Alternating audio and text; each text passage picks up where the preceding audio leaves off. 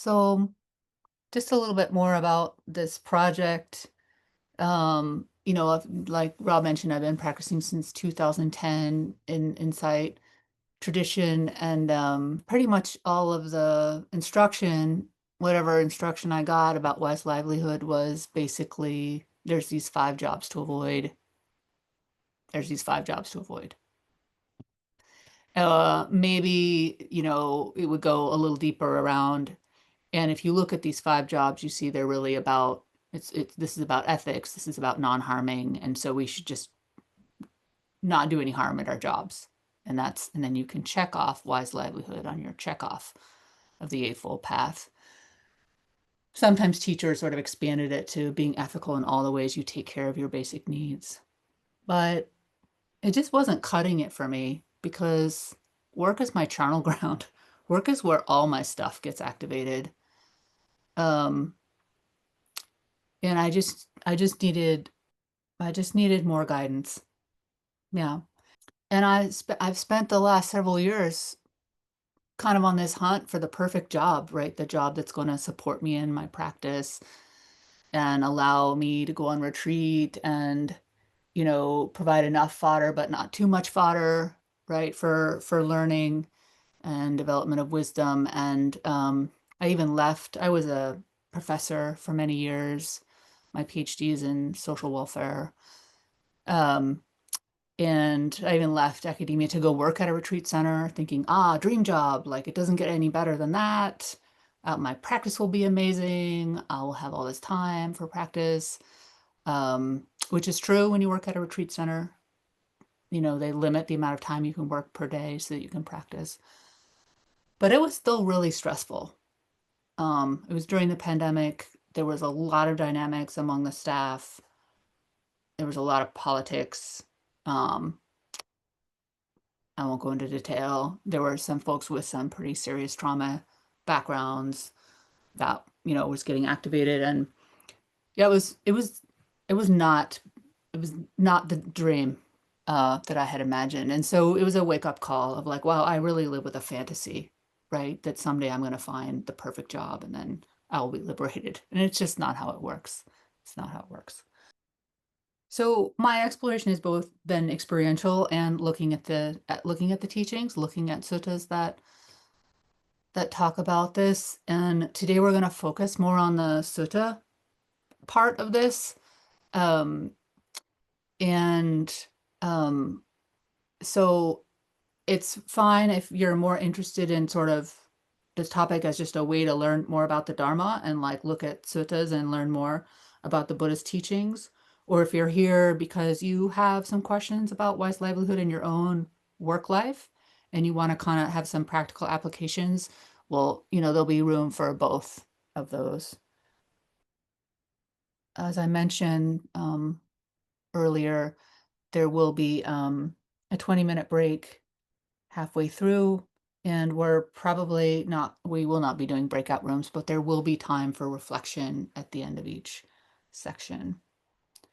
But I also just wanted to, Amanda wanted to mention I'm going to use the word job and work, but, you know, sub in whatever fits your situation. So maybe you own a business, your own business, or maybe you're retired, or maybe you have independent means for taking care of yourself, and this is all can be relevant for that. It's just I've had jobs, so I'm probably going to use the word job a lot. All right, so let's see if I can figure out how to share. All right, so start at the beginning. What is wise livelihood? Sama ajiwa. Um, so you may have heard sama translated in a lot of different ways. The monastics, when I hang out with monastics, they almost always use right livelihood, right view, right intention.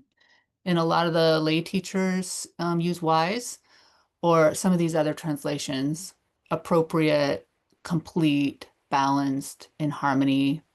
And I think it's useful when you're working with a path factor to play around with these different definitions, because for me, there's a really different feel, right, to saying right livelihood versus harmonious livelihood or balanced livelihood or appropriate. They all have different flavors that can be useful.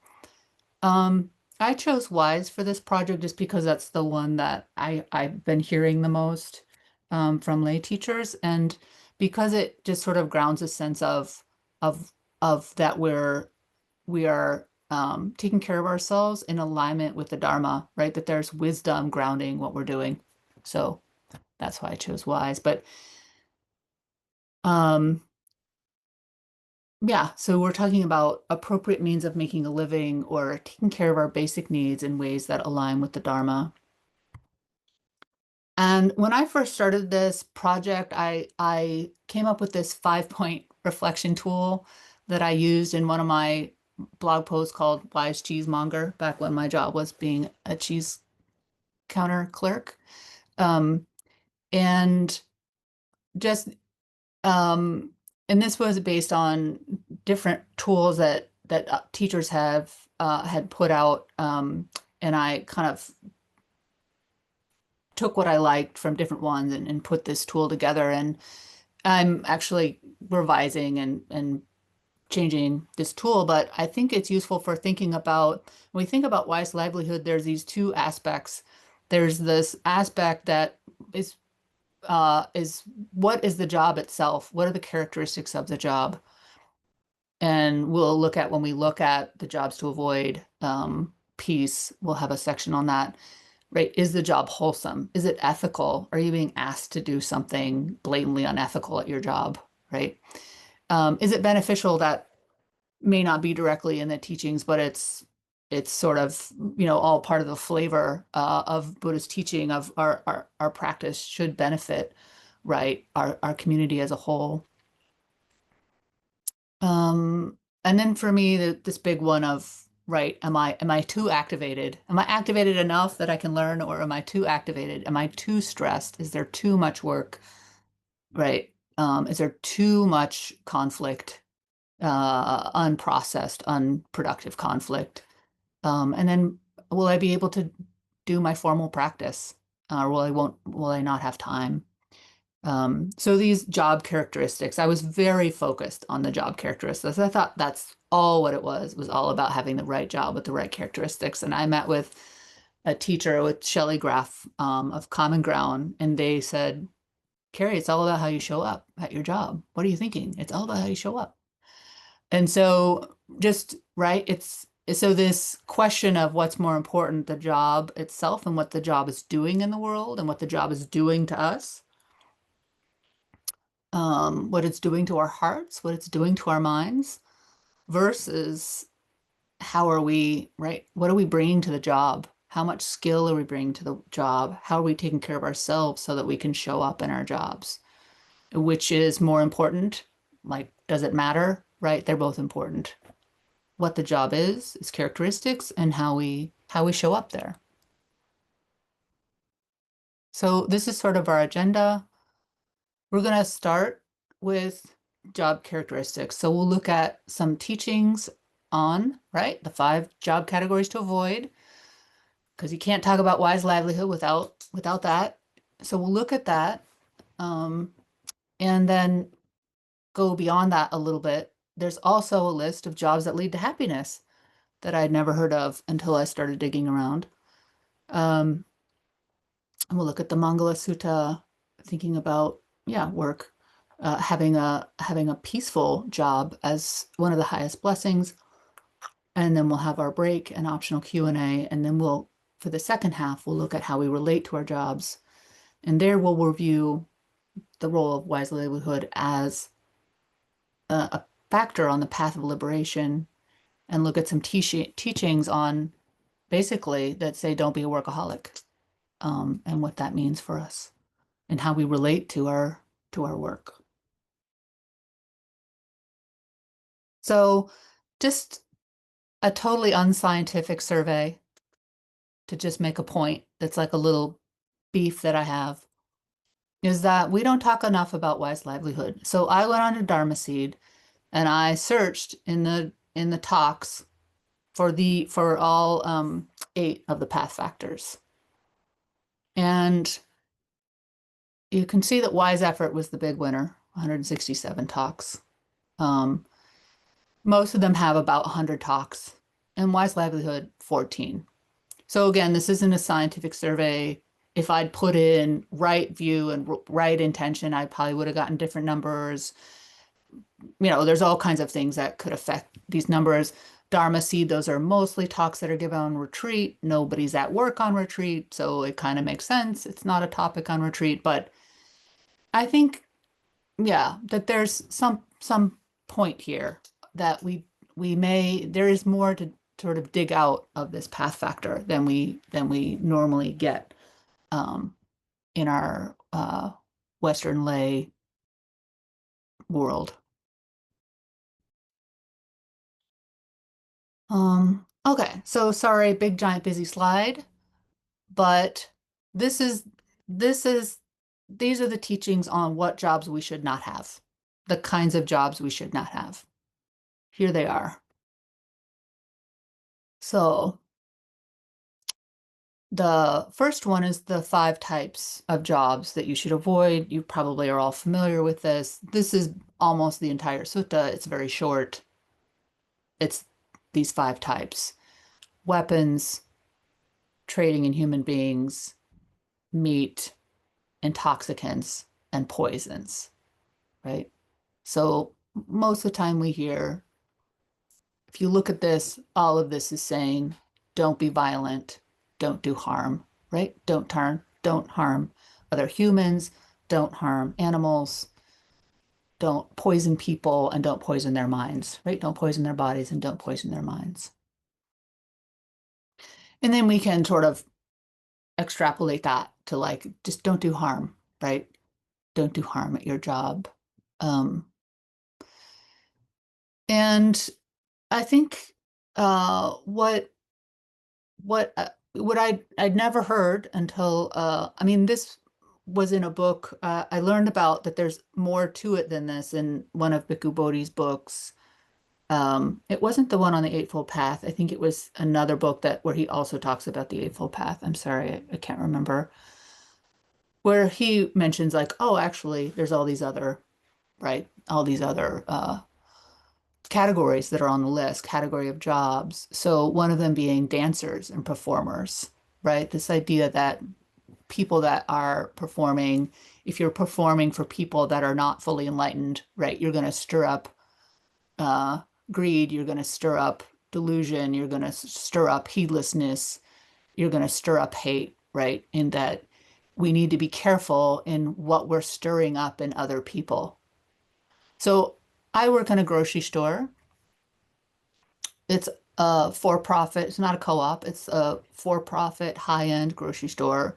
And the whole ethos of the store is that people should come in and be delighted. They should always be coming in and tasting something they've never tasted before. That's like at the training they taught us, like always be delighting people. And if they want to try something, like just open the package and let them try whatever. And the whole idea is like just get people wanting the next delicious bite, right? And to me, that's like I don't feel good working at this, with this being the organizational culture and the uh and there's other aspects of the job that don't feel right. When we talk about ethics, right? How much of it is a bright line? Is your job a butcher? Versus how does it feel in the heart to do what you do? So I do have to slice meat for my job. I now make sandwiches at the grocery store. I have to slice meat and cheese at the grocery store. It does not feel good. It does not feel good. It doesn't feel good in the heart, right? There's an ethical like twinge there, right? That's a sign to me that maybe that's not, right? This is not part of my path. It's not going to help me get free staying at this job for long term. But I'm learning a lot, definitely a lot short term. All right, so we've got dancers, we've got warriors, right? The third one, right? We don't want to be violent. We don't want to have this level of ill will for other people in our job, right? at one point, the grocery store we had a power outage, and the grocery store across the street got the power back after we did. And everyone in the store was cheering that we got our power back first so we could tromp the other grocery store. Like, of course, it's not the same as killing people, but it's that same sort of flavor of energy, right? Are we not just like a gentle competition, but like we've got to snuff the other company, right? That would not be in line with a path of practice, right? It's not in line with the Dharma. It's not wise livelihood. Um, and then we have this teaching that talks about mortifying. This is the fourth one, mortifying others. And other translations of that are torturing and humiliating. So this is this teaching that the Buddha gave for lay folks on how to sort of use rational reflection to learn how to have good outcomes in their life. And this is toward the end of that teaching, and it's this subheading of four kinds of persons.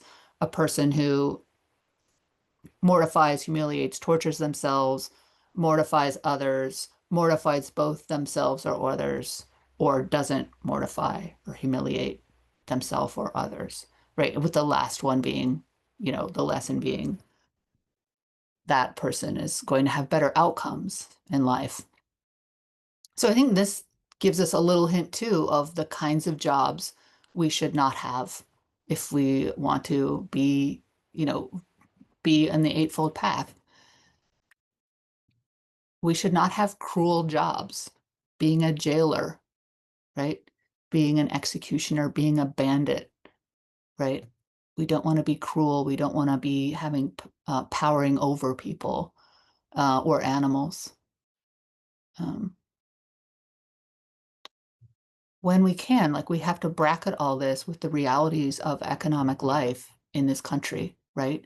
And what's possible for people and what's truly an option for people as they try to survive in a very expensive and becoming more expensive world, right? And so we also don't want to judge people who are correctional officers, right?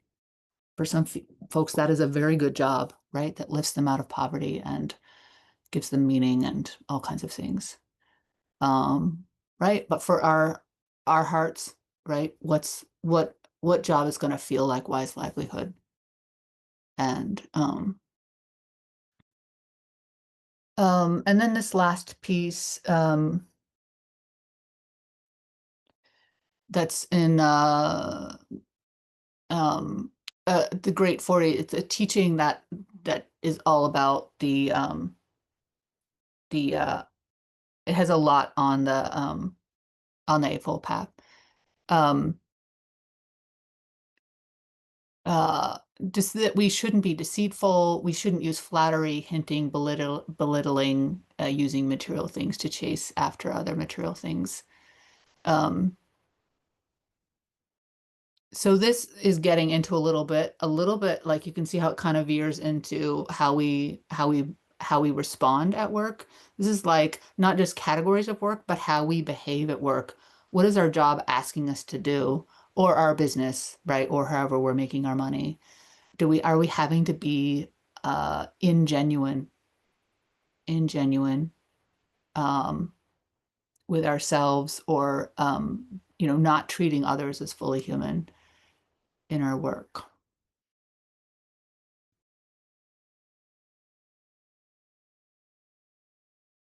Okay. So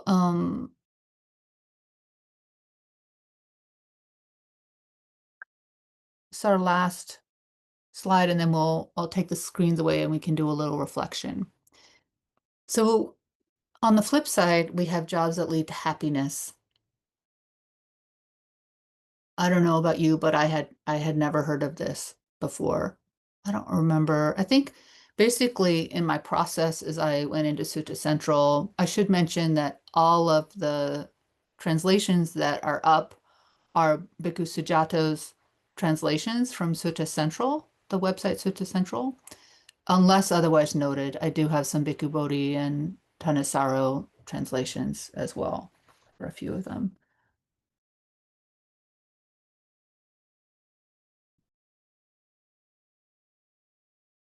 So this little piece comes from uh, a sutta in the long discourses that's actually quite long, and it comes toward the end. This is this sutta is a conversation between the Buddha and a minor deity named Panchasika, and they talk about a lot of topics. And at the end, this is a topic they get to, and this is the Buddha's topic. Am I talking about the right thing? Nope, I am totally talking about the wrong thing. Sorry about that. That comes later. Okay. So this sutta that we're looking at, this is in the numbered discourses, and this is a teaching he was asked to give to lay people about having success in life, in this life and beyond. And he talks about these four things that lead to welfare and happiness: initiative, protection, good friendship, and balanced finances.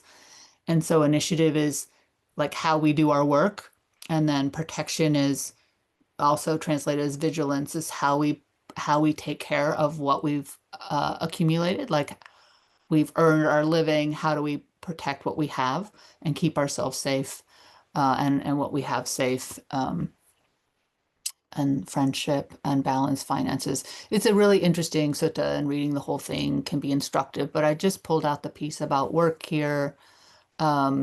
Just that the Buddha did mention categories of jobs that are considered wholesome, right? Or that can lead to happiness. Farming, trade, raising cattle, archery, government service, or one of the professions. And that covers quite, right? When we think about jobs that people have today, if we think of farming, trade, government service, or one of the professions, that covers a lot, right? Covers a lot of the jobs that people, that folks have. So I found that helpful for thinking about, it's not just, yeah, that it's not just about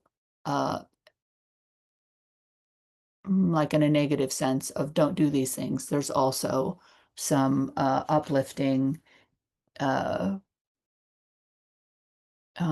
instruction on how to be happy, how to have good lives. Okay, so I'm going to show this set of reflection questions, and then I'll take the slides off for a minute so we can be together.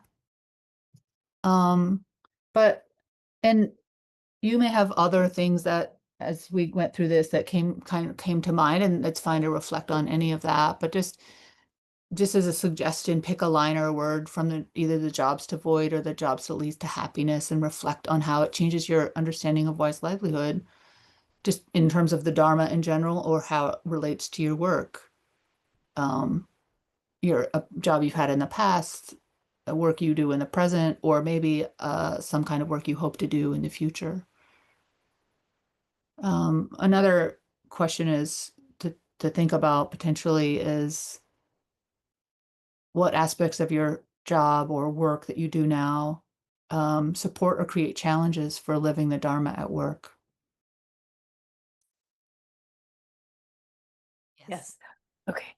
I belong to a lifelong learning study group at Northwestern, and for the past month, our study group discussed articles from Foreign Affairs and The Economist, and it was just extremely stressful. I just had the most stressful month. I'm in tears just thinking about how stressful it was. And I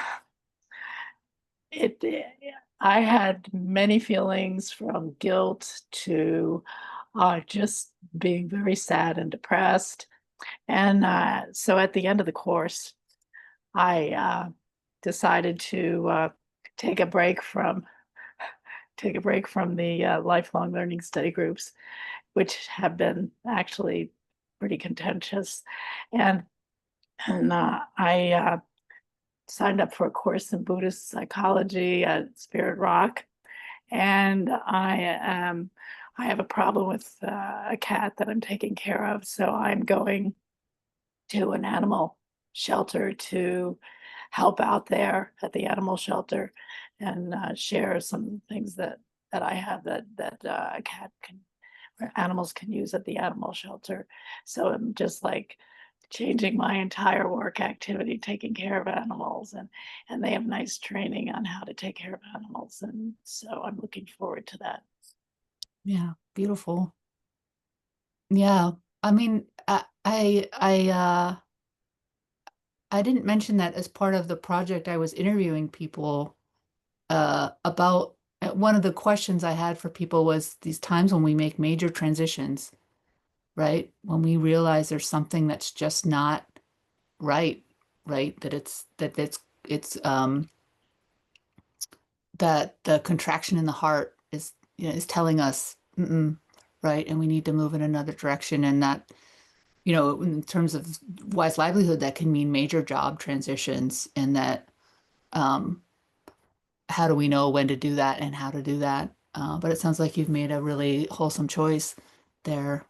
Yeah, wonderful. Thank you. Difficult choice. It was a difficult choice. Mhm. Thought about it Yeah. all week. Thank you. Yeah, Emily. Sorry, Emmy. Sorry about that. Okay, thank you. Hi. Um, um, Thank you so much for this topic. It is incredibly timely for me. And many of you may recall Studs Terkel, Mhm. journalist, and his book Working. And I was introduced to that when I was preteen, and I was just fascinated by this, how different people, what they think about what they do all day in their work. And it's always been of real interest to me. But my livelihood experience began when I was 15 and I had to start working full time and paying my own bills. And I've always been very driven and overachieving because, not good enough means you have to do 300%. And only in the last 10 years, I've really taken a look at my approach to work, not out of desperation. I was too entangled with it to the point where people said, quit talking about it, just quit talking about work. I recently, I've been struggling with this wise livelihood because when I came to Buddhist practice like 3 years ago, where I was working was medical marijuana and the growing the plant. And work is where my practice started. Because I started with the ethics and I started looking at work and, letting, if I saw a spider, I'd help it hide, get away, but really looking at the impact, not just the product that they were producing, but how the leadership was conducting themselves. How were they treating their people and their customers? And I thought I could handle it all because I was really getting a lot of experience dealing with the worldly winds and holding my seat. But it turned on me. And I just realized this after I left. It reached that point, was like, wait, now they're asking for something that I can't do. And I suddenly realized that they were asking me to buy into their beliefs that I still was deficient. And I Mhm. thought, yeah, no, I can't do that. And I literally, it was Independence Day. I just walked in and said, I'm done. And Mhm. then the freak out fell apart because I walked away from my identity and everything that now, believe it or not, I'm working making sandwiches Ah, for Pulse cold makers. delegates Yeah. at a truck stop. Yeah. Um, and here's what's funny. It suits me right down to the ground right now. Mhm. And this is the first position I have progressively reduced myself from a professional photographer to a teacher, downward, downward, downward to just hourly labor where I mean, agricultural worker is about as low as you can get in this country, with no overtime almost. Um, And I'm just now starting to get a little taste of the freedom of not feeling shame for not doing everything I can possibly do, you know, putting all of my abilities and talents on display for money. Yeah. So I'm struggling with that, but one side benefit is the rate of pay is I look at it as training for Social Security benefits. Mhm. So Yeah, um, right. so yeah, it was shocking to see when I left that job that the harm that was being done was to Mhm. myself. Yeah. And it was kind of it's been kind of a dark struggle for a few weeks, but Mhm. I have a lot of support and yes, Yeah. from teachers at IMC. So thank you so much. And thank you for every person that showed up for this topic. Yeah. Oh, what a rich reflection. Thank you so much, Emmy. And this, these choices we have to make sometimes of this, that this, like Pat talked about, these choices when we know something isn't right, right? That this is not wise livelihood, this is not ethical, this doesn't feel good in the heart, and we have to make a choice. And how there's a, that's not easy. That's not easy to do, and there's a cost, right? Like we're going to talk about dukkha a little bit later, but downward mobility Right. dukkha is real, right? And Oh, oftentimes yeah. getting on the path and really pursuing wise livelihood means taking a cut in income, taking a cut in status, in respect level. It can mean all kinds of things that can be unpleasant and It, and this especially difficult. I'm sure it's difficult for everybody, but as a woman, as an older woman and downwardly mobile, you really do it really just shakes the whole foundation of your world, which is good and bad in some ways. It depends on how eager you are to face the fear, but yeah, I'm all in. I can say. yeah, Thank you. yeah. Thank you, Jessica. Yes, hi. Thank you so much, Kerry, for this topic. Um, it was interesting to hear you say that you were in academia. And I'm a third year doctoral student Mm. right now. And I've been contemplating a lot of things about, is this really what I want to be doing? Because I am learning what it really entails to be in academia. And it's like the system just wants to break you a little bit every single day.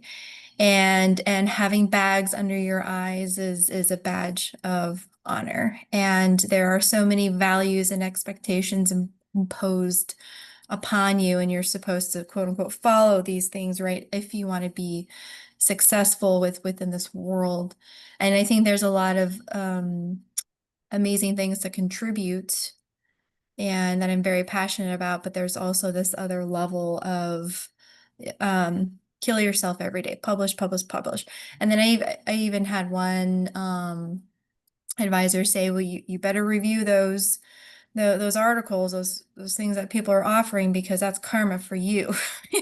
And then I have these shutdown moments, and it's kind of seen as like weak and inappropriate, and like, oh, well, you're just going to be tired. That's the way that it is. And so it's just very normal to just kind of be in that stress survival state. And it impacts my ability to truly embrace this other path that I'm on with Buddhism. And so um, I'm just wondering, is there a way that I can still be in this work because there are things that I just love, but not fall into that trap that everybody else is bound to? Mm. So can I separate myself from Yeah, that? what a wonderful question, right? Yeah. Because when we think about it, there's parts of, sorry, I could go on and on and on about this topic, but there's parts of academia that in some ways, and we're going to get to this, I think the next little batch we're going to do is about a relatively unstressful job is one of the highest blessings you can have, Mm. right? And so in some ways, let's think, there's so much privilege that comes with being an academic. There's so many resources you have access to. You've got summers off, you get winter break, you have time for retreat. There's so many goodies, right? Um, and but yeah, there's trade-offs. I mean, the stress, the politics, right, like you said, like the sort of who can be the hardest working, most worn out, right? The egos, there's so much. You can think of that part as fodder. Like, Mm. how can I get free within this? What can I learn about freedom in this hyper, yeah, competitive um, world? How do I learn to set boundaries and say no, right? In this world where that's so taboo, right? It's so frowned upon. So there can be some real learning and skill building that will help you in your practice, that will help you engage in the world elsewhere, right? Mhm. I think about, I have one of my posts is about why are we talking about why is livelihood now, right? Is this the topic I should be delving into with everything going on in the world? And it's like, yeah, well, think about what we can train ourselves in at work. Mm. Every issue that's going on in the world is happening in our workplaces, right? Social hierarchy is Yeah. happening, inequality is happening. Just think about the hierarchy within a university, Mhm. right? Of who gets respect and who doesn't. All the people that work, they keep a university going, right? In the hierarchy. How do we learn to navigate that and disrupt that and have compassion in that of the suffering of that kind of organizational hierarchy, the suffering it creates? So there's so much opportunity for learning to just frame it all as an opportunity for learning, right? And prioritize that and watch the ego part, watch the identity as an academic part, as an object that can be known, right? It's something to be known. It's not who you are. It's not, it's not real, Mhm. but it has consequences and it's an opportunity. It provides an opportunity for so many other things, right? That can help you on the path. That makes sense. Thank you. Not resisting and running away, but more of learning how to work with it. Mhm. So that's helpful. Thank you very much. Yeah. Yeah. Thank you. And good luck. Sarah. Hi. Hi. Actually, I'm an academic, and so I just want to echo everything you just said, that it's, about 20 years ago, I was just like, and I almost left science because it was like, it's stressing me out. Um, but like you said, I put boundaries.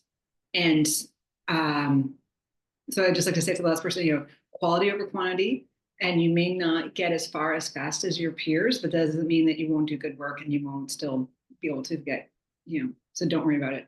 Just do your path. The other thing I want to say, though, is actually the reason I raised my hand was I was curious in the list of right livelihood.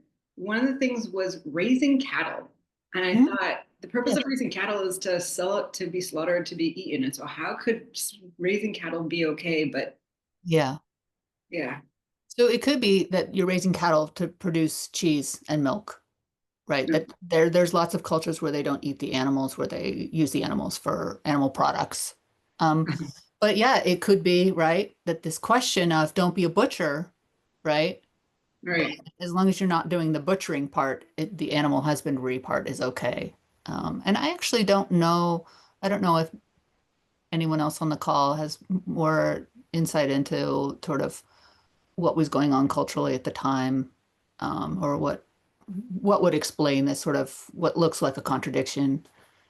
But yeah, I had that same thought of like, oh, it's okay to raise the cattle, but not to kill the cattle. Yeah. Hmm. All right, you ready for a somewhat tangent, a small tangent before we get to the Vaṇijjāsutta? Just humor me with this tangent. When I first mentioned this, the idea of this project was like, oh, I'm going to write a book. there's not, the book that I want doesn't exist. I'm going to write a book. I'm going to interview people. I'm going to look into the suttas. I'm going to look into teachings, and I'm going to really do something here. And when I mention people about this, a lot of people say, yeah, that's a great idea. We don't have a book like that. And one person in particular said, yeah, we really need this because we need to understand how to do this in today's complex world, because the world's so different, right? And so I thought, well, is the world that different? Is the world so different from the Buddha's time that the teachings then have to be like fully updated for them to be useful to us? And so I went on to Google Scholar and I looked up jobs in the Buddha's time, and there was an article from 1950. Somebody, a Buddhist scholar, historian from that time, who used the Pali texts to go through and make a catalog of the jobs at that time. And so again, the slide is no fun to look at because it's a big giant bunch of words. But here is a list of all the jobs that were documented anyway during the Buddhist times. And you can see there is already hierarchy, and we already know that. In India, there was already a caste system by this time. But you know, bath attendants, generals, legal experts, beaters of drums, corpse throwers, chariot drivers, weavers, fishermen, courtesans. I think, you know, before I saw this, I think I didn't realize, I thought everybody in the Buddhist time was either a prince, a prostitute, um,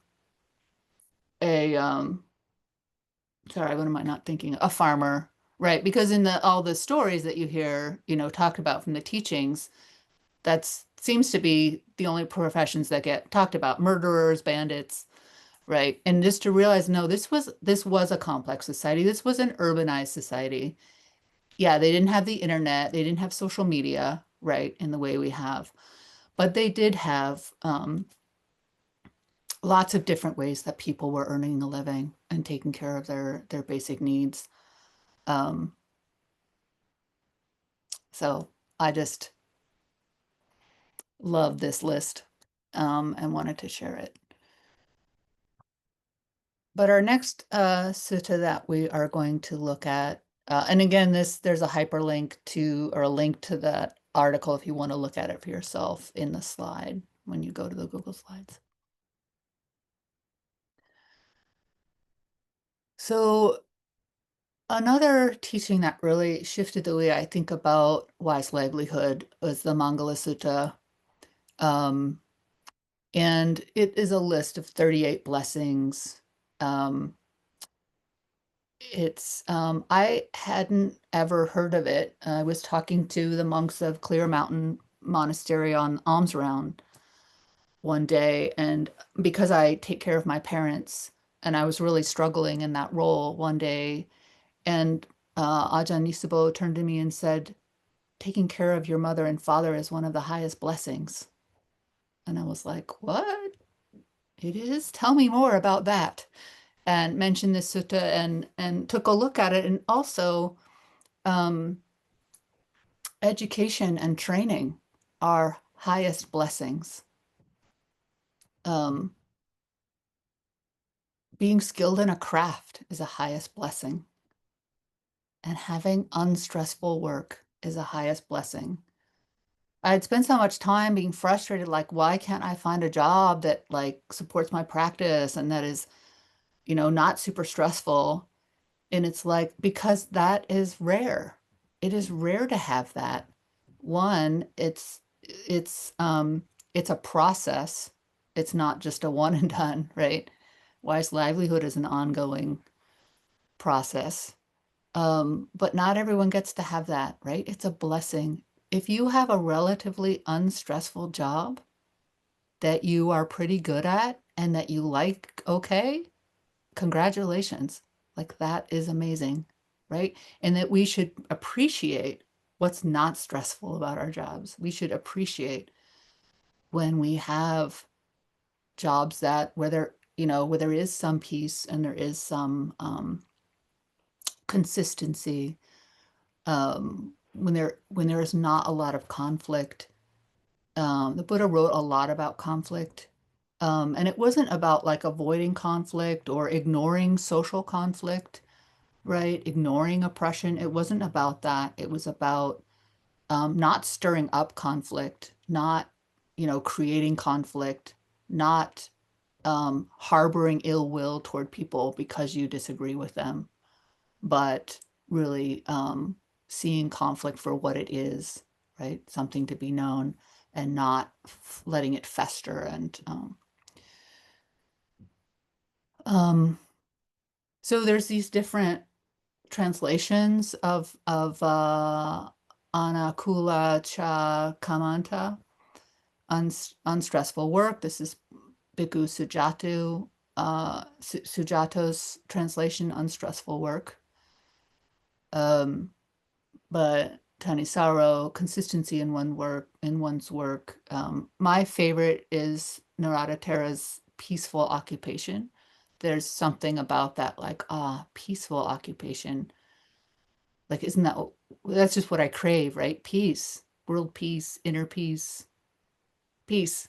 So this idea that we could have a job that where we are in line, like what we're doing is so in line with the Dharma that there's peace in our hearts, right? That what we're doing is so in line with the Dharma that we can live with peace in our hearts.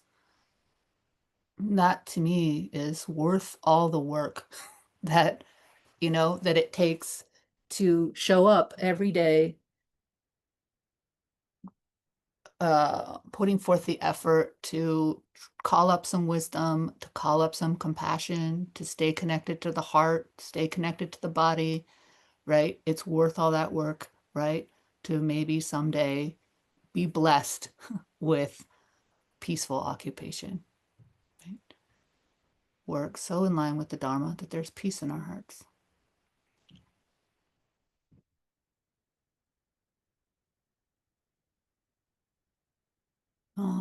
So I think our next step is a reflection on this. Oh no, we have one more activity. We're going to do it together. We're going to build a slide together. So the flip side of this is that work, for most of us, work is inherently stressful. I've come up with a long list of forms of dukkha that arise for me at work. And I thought maybe we could work together to build a list of those, of various forms of dukkha. So one form of work dukkha is new job dukkha. You used to get a new job, you're excited, you're like, oh, this is going to be amazing. And then you start the job and you're like, oh, actually my office is right next to the bathroom and I have to hear everybody go to the bathroom. Or just change is stressful. So our body's having to get used to a new schedule, or just having to learn a bunch of names and new policies and new hierarchies and how we're going to navigate everything. Like, it is stressful. It can be anxiety producing. It can be disappointing. So I'm wondering if that's one example, new job dukkha. I wonder if folks have other examples of forms of dukkha that we experience at work. Yes, David. Since you have new job dukkha, I'd add old job dukkha. I myself and students that I work with frequently find themselves toward the end of a long career in anything, or a short career in something really challenging like chaplaincy work or emergency room work, kind of like the horse that wants to head to the barn, seeing that they've got 10 more years of work and that they're not quite sure how they're going to be up to that. So how would you, let's give that a name. What kind of dukkha is that? I'm calling it old job dukkha. Old job dukkha. For the moment, just to go with new job dukkha. Yeah. A job you don't want to do anymore dukkha? Yeah, that's good. Nice.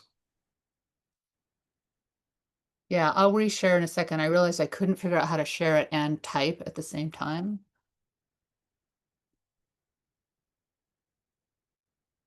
Yeah, I like that. I mean, I don't like that. I don't like that people are suffering in that way, but that's a good example. Any other examples? I would add kind of living in community dukkha. Just the challenges of at work. There's so many different people that you work with, and there could be a lot of confusing interactions, and a lot of things get stirred up. So it's kind of about living in community all day long, 8-10 hours a day with people, Mm-hmm. or years, knowing you've got many years with different people, Mm-hmm. like a family or community. Mm-hmm. Mhm. Yeah, absolutely. Thank you. Mm-hmm.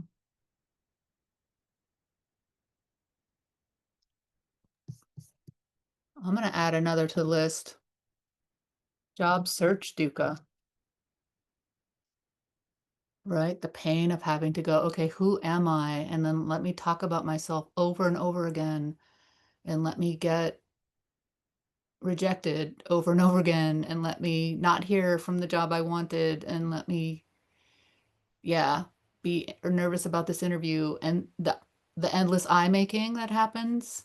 And yeah, it can be a painful process. Yeah.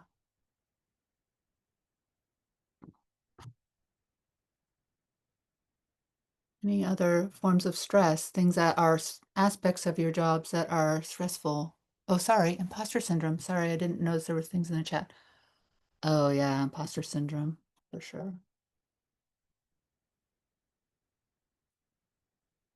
Everyone knows what imposter syndrome is, that sort of belief that you get a new job and then you have this fear that they're going to realize they made a mistake hiring you, that you're not actually qualified.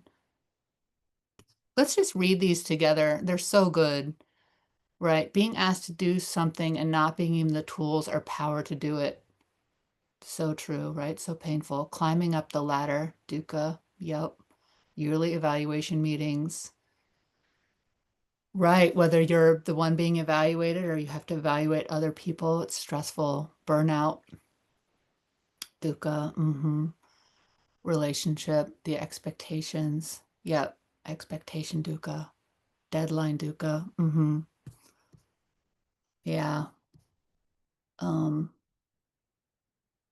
So, Rob, is that true that at the end of the Zoom we'll have a way to get the chat? The chat will save Um, yeah, I mean, usually Dukkha. the chat gets saved when I save the recording, but um one way or another we'll make sure it gets saved. Okay.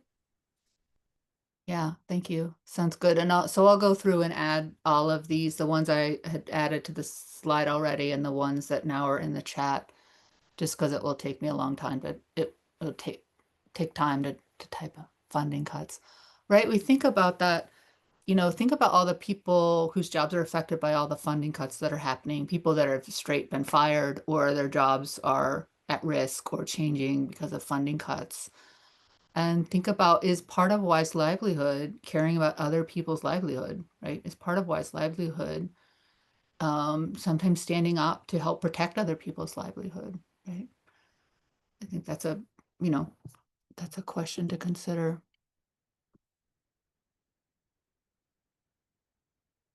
All right, let's do one more reflection before we do our break. So is there anything so the Vaṇijjāsutta, it really like shifted my understanding of wise livelihood when I read it and started contemplating it. But I'm wondering if does it bring anything new for you, right? This idea of unstressful work or peaceful occupation being a highest blessing. Does that add anything to your understanding of wise livelihood? And then are there aspects of your job that are unstressful, peaceful, or wholesome? And what happens if you see them as a blessing, right? Blessing is not a word we use a lot in Buddhism. I think because it's got this sort of Judeo-Christian sort of overlay that folks often are attracted to Buddhism to get away from other religious training that they've had. But I think there can be some benefit to seeing them as not just a privilege, but as as something that's spiritually beneficial, a spiritual gift, if you will. So let's take a few minutes to reflect, and then we can share a bit, and then we'll take our break. Any thoughts on what the Mangala Sutta brings to this understanding we have about wise livelihood and job characteristics that in our understanding of what job characteristics are part of our process of wise livelihood?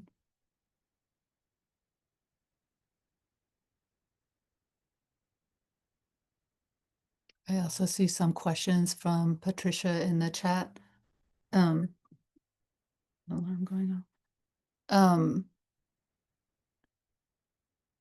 So it looks like Patricia read the rest of the Mangala Sutta, which I recommend doing. It's really beautiful teaching. Living in a suitable region. Right. So we think about, even just thinking about in the US, I live, near Seattle. I live in a tech bubble. In some ways, like that's a suitable region in that there's a lot of economic opportunity here that isn't true in other parts of the country. I have many options for how I can take care of myself here, although it's become so expensive that's actually becoming more of a problem for many, many people, being able to just get basic needs met and being able to take care of themselves in very basic ways is getting harder and harder. But also think about how much Dharma access there is. In the Bay Area, it's the same, right? There's so many Sanghas. We have 3 monastic communities, one in Port Townsend, one in Seattle, and one in Olympia. So driving distance, it's becoming like this Dharma hotbed, right? This is a suitable region for practice right now, right? Which is not true for every part, of the world or of the US. I imagine that it's talking about, for farming, for business, right? Do you live in a suitable region, weather-wise, just in order to be happy, right? What would that mean? And being rightly resolved in oneself, I imagine that's about wise resolve, right? About sort of knowing you are on the path, staying committed to the path, and resolving within yourself that you're going to stay, right? That you're going to stay committed to the teachings. And when you have a question about what to do, you're going to pick the choice that's most in line with the Dharma. Right resolve, wise resolve. I'm not sure about the last one, the site of aesthetics. I also don't know what that might mean. But thank you for the questions, Patricia.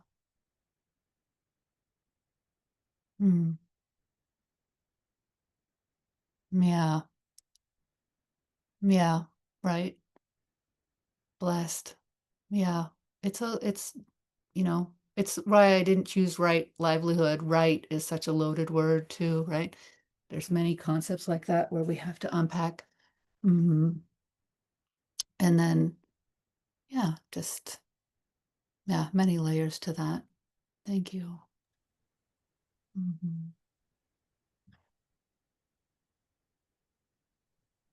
Yeah, Emmy. In looking at, I have not read that sutta. I plan to, but in looking at my current work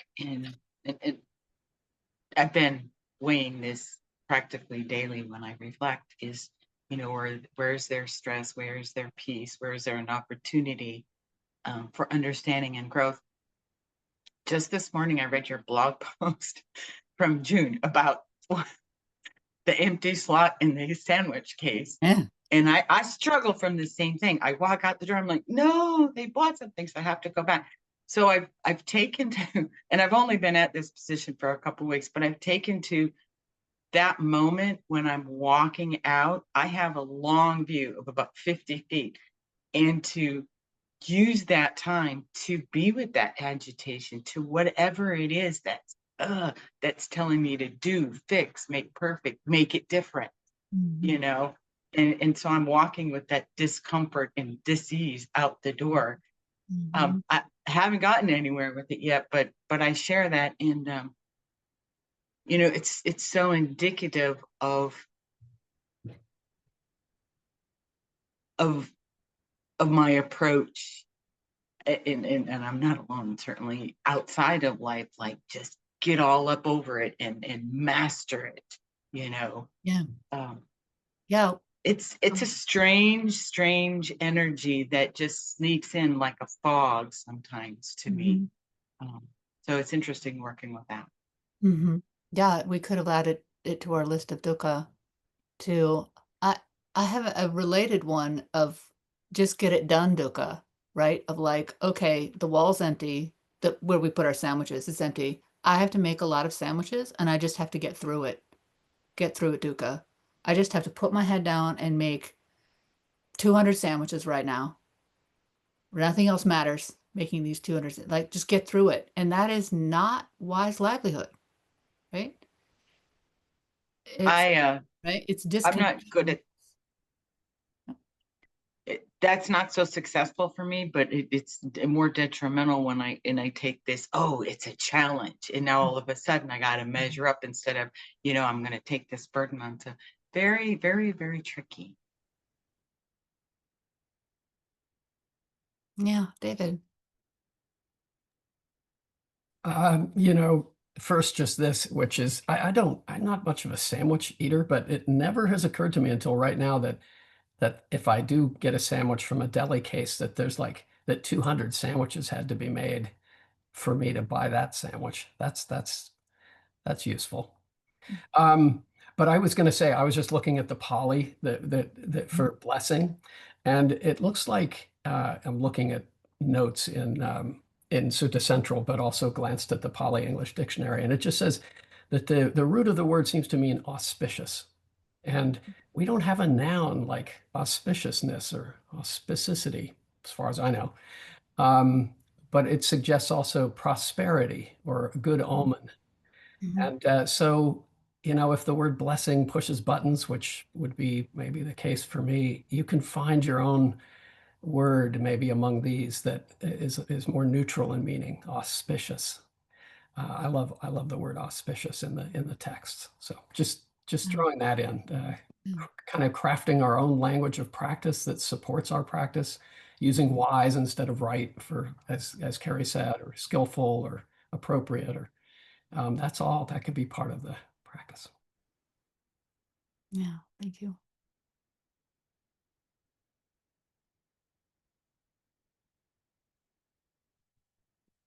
Just another side story about sandwich making. Like a week ago, I said to somebody, well, at least we've never had a buy one, get one free sandwich coupon. And then 2 days later, they announced we were having a buy one, get one free sandwich coupon in 2 days. So we had to make double the amount of, quadruple actually, the amount of sandwiches. Yeah, that was. But I managed to, you know, not just get through it. It's actually, yeah, they brought in more staff. So there were more of us doing it. And it became, you know, it just had a very different flavor. I also have a trick I use of bread is soft. So when I'm touching bread soft, can I make the mind soft? Can I make the mind soft? Right? Soft like bread. Just like finding little tricks that just, you know, snap us out of the habitual. Yeah. And bring in some balance. All right, let's take our break. So we'll do a 20-minute break. And I'll come back early from that break. So it's about 10:30 now, 10:45. We'll, anyone wants to do some Q&A or share more reflections, we'll do that at 10:45. and then we'll all come back together at 10:50. That's Pacific time. And then we'll dig into how we relate to whatever the conditions are at work. So we'll look more at the Eightfold Path, and Wise Livelihood's role in the Eightfold Path, and this the teachings around finding a lot of joy in your work, and how that can be dangerous. All right, thank you. I'll see you all in about 15. It's been really beautiful just to hear about your practice, in addition to experiences as a sandwich maker, just how deep your practice is. Wonderful. I kind of started on this path more in pursuit of kind of like the comfort, like I want a job that only wants this much from me. But struggling to establish a meditation practice, a formal practice, is what kind of caused me to take it to work. Because obviously that's where all my problems were, because that's where people were. It's been interesting, and I still really struggle with it, and that's the identity issues, and I know that, and that's why I turn and I go, this is my biggest problem. And you know, every day sometimes I wake up with this with that dukkha from that identity attachment to what I do. Is it enough? Is it important? Is it too much? Is it right? Is it wrong? I'm like, it's so much, but I just keep right on practicing with it. Yeah.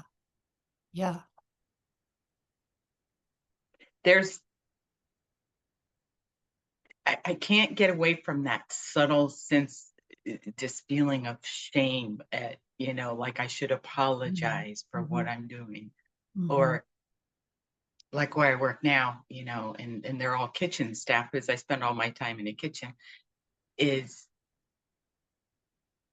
and this ties into, you know, wise speech, and just all kinds of things, but resisting that urge to tell people, yeah, in another life I was a teacher. Oh, I have a degree with honors in English, you know, and qualifying instead of this can just be enough.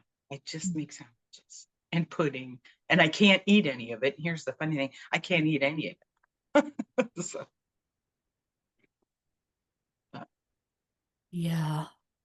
That all resonates for sure. My experience as well.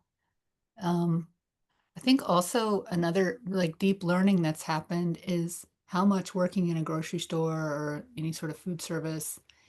I mean, this got I can't remember who it was brought this up, just, you know, living in community dukkha, of how skilled grocery store workers are at getting along with all their coworkers, regardless of what's up for everybody and their personalities and their unfinished business, and you know, just like that importance of maintaining a good relationship with everyone you work with, because you're with them all the time. And how I, coming out of academia, do not have that skill, right? And right. how, you know, if someone's going to lose their top, it's the Buddhist practitioner over here, right? Who's just hasn't learned how to all the how to navigate being in that social world, with its various pressures and all the things you were talking about, navigating sort of the downward mobility. Yeah, so I admire the people I work with the skills they have around you know what the Buddha talked about, of a harmonious community. He didn't mean, you know, he meant focusing on what's really important, and it's not our superficial differences around personality, right? And it's not, I mean, there are some structural differences that you know that we need to address, but the rest of it, right, we can let go of for the good of the community. And I've learned a lot about that from my coworkers for sure. Sorry, that's not what you were talking about. It just made me think of that. So Oh no, that's very prescient also, because I'm finding that the judgment that I felt from others, and the categorizing and the diminishing of me isn't happening here, because I'm not doing it. It's never been them. It's always been right here. And so, and I'm grateful, because this group of people seem to be, you have to get along because you need each other's help. You just have to get along. But that level of patient tolerance for diversity of approach, but not just who you are when you show up, is I think that little space that I didn't get at my previous employer, to, grow into a little bit of, yeah, I can get the human connection thing. I could work on that. yeah. So much learning. Yeah. And so much, again, the commitment that you have to practice, like whatever's happening, to see it as a practice opportunity. That's awesome. Yeah. Yeah. Um, all right, welcome back. So we're gonna switch gears now, from focusing mostly on the characteristics of our jobs to how we're relating to whatever those characteristics are. Oh, I'm sorry, Pat, did you have a comment or a question?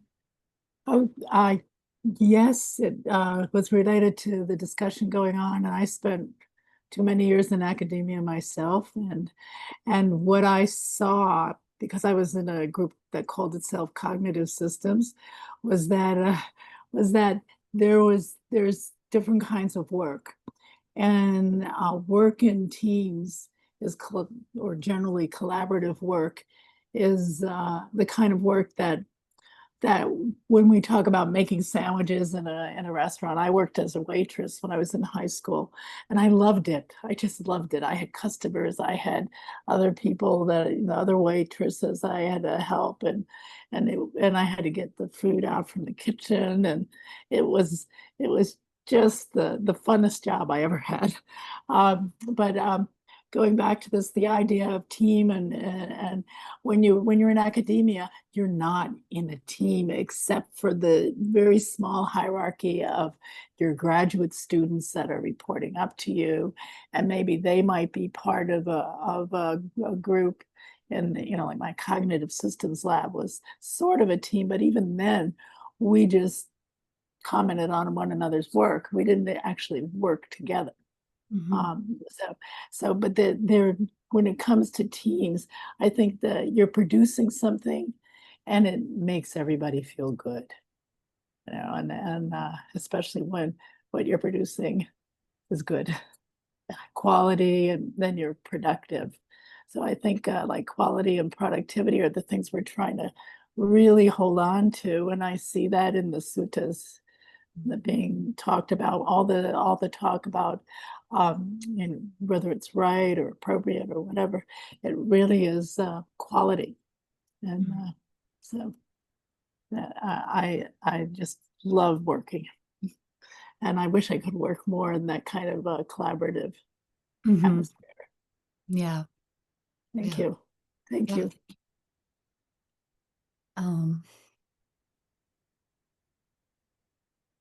All right, so let's talk a little bit about the Eightfold Path. How many of you have done the Eightfold Path program at IMC?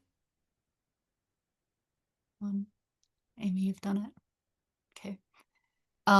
So all of you, is anyone unfamiliar with the Eightfold Path? Never heard of the Eightfold Path? Okay, excellent. So we'll just do a quick, review in terms of, like, I had heard of the Eightfold Path, right? And I thought of it as one of those many lists, you know, um, that I should memorize one day and really care about one day. And it wasn't until I started digging into Wise Livelihood that I really understood that the Eightfold Path is not just another list. It is the path. It is the path, right? Four Noble Truths. There's dukkha, there's a cause of dukkha, there's a way to, that dukkha can cease, and the ceasing of dukkha is through the Eightfold Path. Like this is it is central teaching. This is how we get free. The Eightfold Path is how we get free. Right? So if we're not paying attention to the Eightfold Path, we're not practicing the Eightfold Path, we're not really practicing, right? So we'll just do a very quick revisiting. So I'm just sharing my break slide because it's beautiful blue sky. Bluest skies you've ever seen are in Seattle. That was a song when I was a kid. Because it's always raining, that when the sky's blue, it's like, oh, wow, it's so blue. Okay.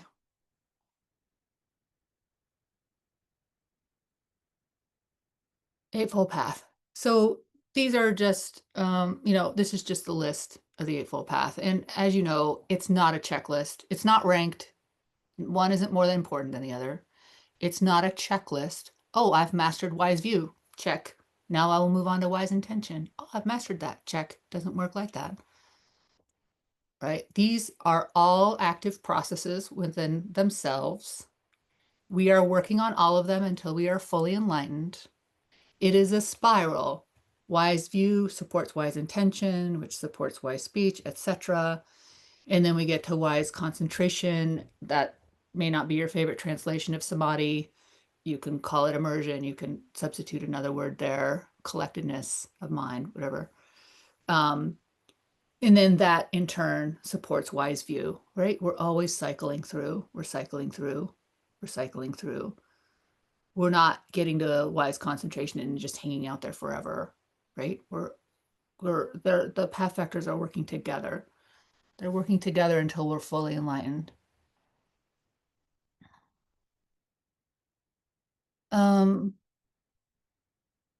The other thing to keep in mind is that wise livelihood is part of the three what are called ethical path factors: wise speech, wise action, wise livelihood.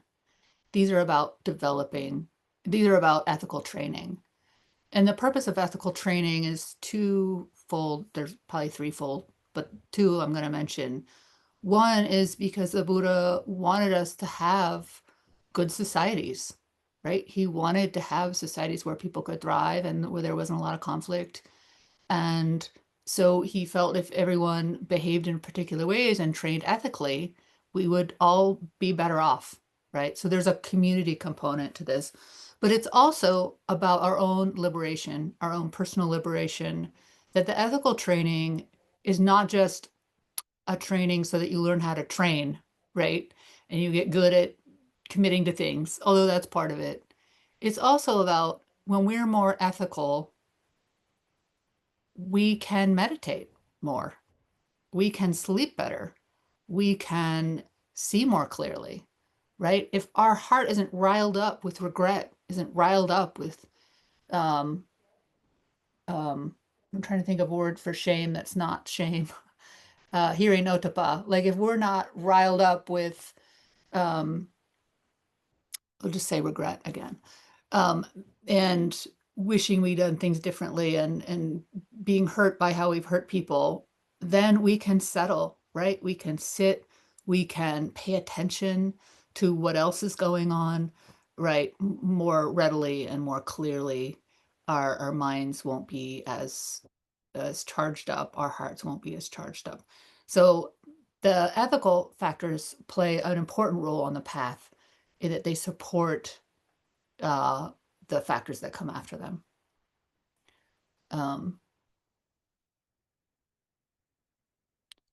So we don't get to pick and choose. At different points in our practice, we may be focusing on more of one than the other, right? To develop it, deepen it. But we never get to say, oh, I'm done with one of them, or that I'm just not going to do one of them. I'm just going to ignore it. They are all part of the path. And they are interrelated. So here is a teaching from the Great 40 of discourse around about the Eightfold Path. It's a key discourse around the Eightfold Path, worth reading if you haven't read it and you want to get deeper into this. So it talks about right view, helps us understand what is right and wrong livelihood. Right effort helps us abandon wrong livelihood and enter right livelihood. We talked about how hard it can be when you know that like a job is unethical or just isn't, is causing too much contraction in the heart. It's time to go. How hard that can be. That takes effort, right? And resolve. And then to mindfully abandon wrong livelihood, I would add carefully, planfully abandon wrong livelihood when we leave a job, right? How do we do that skillfully?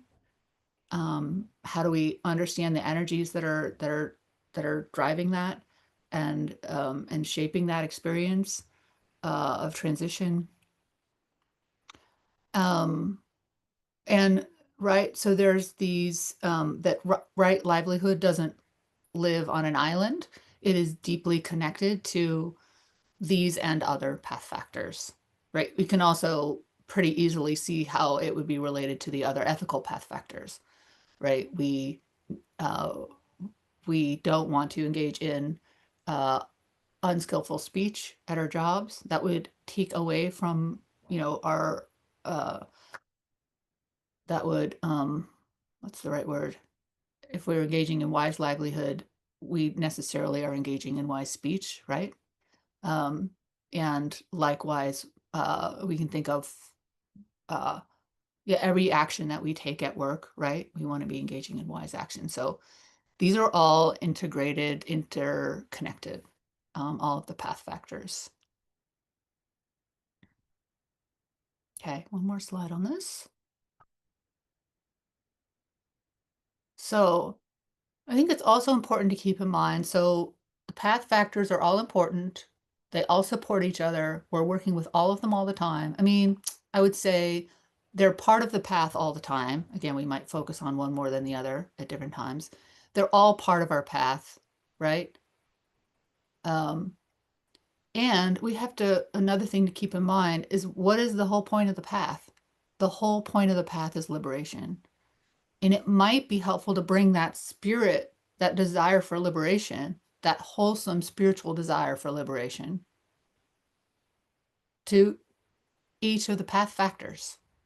Can we bring that spirit of, I want to be free and I want others to be free to our jobs, right? And see work as a site where freedom is possible. Can we wake up at work? And I think I mentioned before, like work is my charnel ground, like work is where all my childhood boo-boos, where all the social concerns I care about are present, right? It is the hard place for me. There's that saying of, I can't remember, a famous, I think monastic said, if you think your practice is deep, go hang out with your family and then see, oh, right, all the stuff that comes up. For me, that's, well, also my family. But work is that place, right? Going to work is where all my boo-boos get activated. And so that makes it a doorway for me.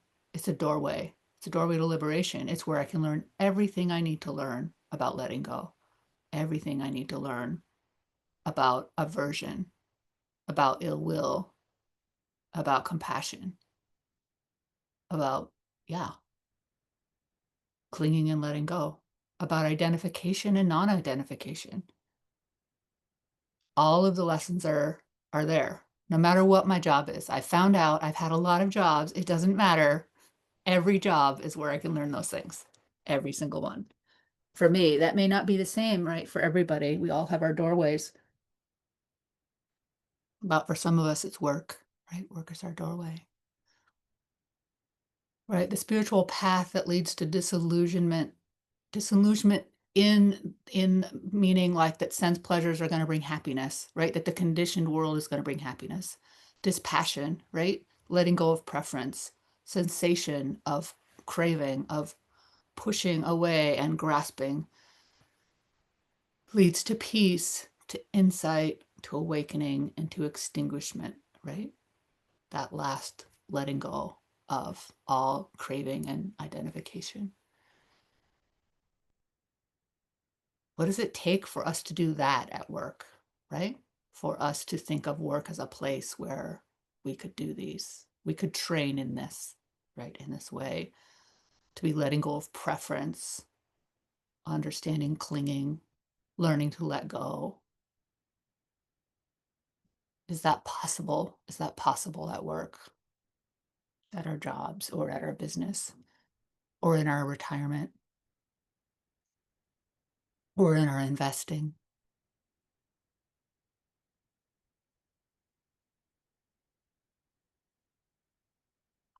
All right, so reflection. I'll stop the share and I'll put this in our chat. So does revisiting the Eightfold Path in this way add anything to your understanding of wise livelihood? Is there anything like any sort of new angle that you can get by revisiting the Eightfold Path? And just, do you currently see your job as an important site for daily life practice? Right? Do you think about my job as a place where I can wake up? Or is the job the thing where you get the money you need to go on retreat, which is how I treated my job for a long time. Honestly, I would say this really understanding that work could be a deep site for practice didn't happen until the pandemic. Didn't happen until I had a job that was virtual while I was sitting online. So I was sitting with Common Ground in Minneapolis online almost daily in, Zooms, group sits, group discussions, and then retreats. And my work was also online. So the blurring, there was no more boundary. There was no more geographic boundary. I couldn't get in my car and drive away from my practice, right? And go to my workspace. It all became one thing, right? So I had to, especially doing online retreats on Zoom, right? The line between daily life and retreat life or practice, formal practice life, really fell away. And so what does it take for us to, to be able to see, to commit to living the Dharma everywhere that we are, and to,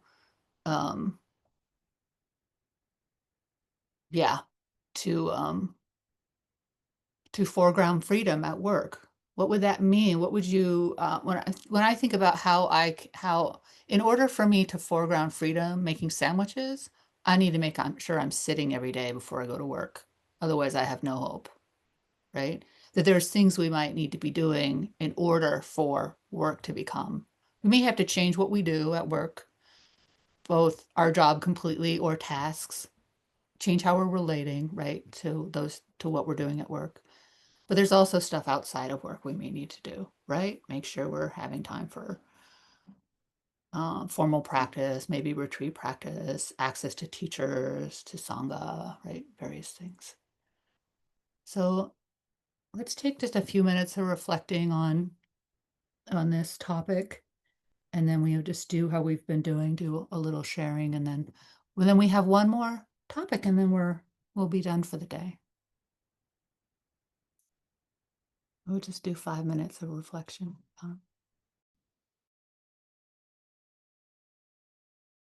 right, let's come back together, and any thoughts about the Eightfold Path? Yeah, Patricia. Hi. Hi. Can you hear me okay? Yes. Yeah, okay. One thing that came across my mind was just that it's even on the Eightfold Path. And what you said right before we started discussing the Eightfold Path is you said, this is the path to freedom. Like, if you're not doing the path to freedom, you're not, like, it's not going to go anywhere, right? So I'm like, okay, well, like, right livelihood is part of the path to freedom. In other words, Patricia, it must be done if you want to be free. Like, it's not optional, it's part of the path. So that was kind of like, okay, pretty important.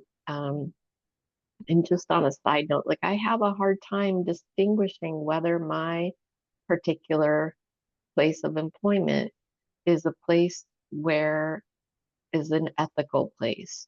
And that has been sort of this worry in the back of my mind for a while, and it still is. It has the potential to not be, and sometimes I get indications that that our leaders are not being ethical in a certain area, or they're hiding. They're kind of, this whole marketing piece is just crazy with what they are actually doing versus what they want you, the public, to think they're doing. And I don't know. It just Yeah. bums me out. Thanks.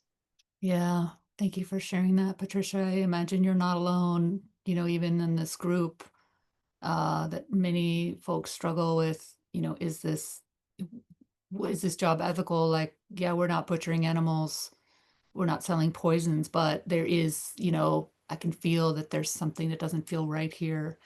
And so, right, coming back to the purpose of the ethical path, the ethical path factors around, social harmony, but also around just freeing the heart and freeing up the mind so that it can settle and you can see clearly. So if these ethical questions are really rattling you, right, then that's going to create challenges for the rest of the path, right? For mindfulness, effort, concentration, with insight, intention and view. And so can you go, you know what? I'm not sure. It's ethical enough for now to calm, right? So you can keep a balanced mind while you think about a planful job transition. If in your heart you're like, wait, this is just not it. Is it okay for now, right? You're not actively causing, violence in the world. Okay, it's ethical enough. I don't have to stay up at night about it, right? But maybe it's time to look for another job. Maybe, right? Yeah.